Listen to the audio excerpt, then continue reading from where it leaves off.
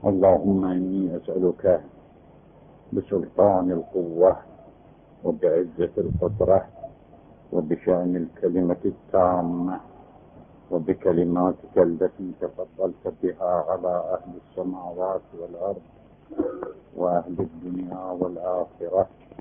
وبرحمتك التي مننت بها على جميع خلقك، وباستطاعتك التي أقمت بها على العالمين، وبنورك الذي قد خر من فزعه طور سيناء،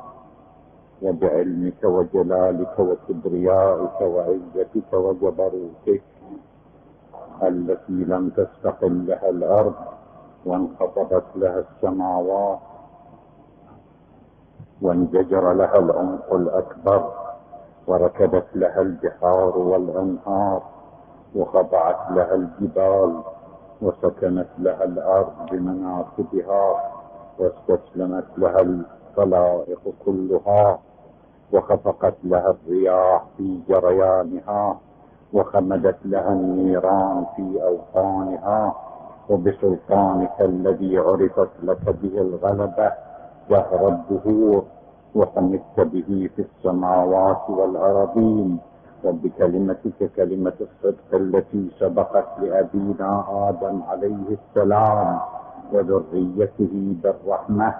وأسألك بكلمتك التي غلبت كل شيء وبنور وجهك الذي تجليت به للجبل وجعلته دكا وخر موسى صعقا، وبمجدك الذي ظهر على طور سيناء وكلمت به عبدك ورسولك موسى بن عمران، وبطلعتك في ساعير وظهورك في جبل فاران بربوات المقدسين وجنود الملائكة الصافين وخشوع الملائكة المسبحين، وببركاتك التي باركت فيها على إبراهيم خليلك عليه السلام في أمة محمد صلى الله عليه وآله،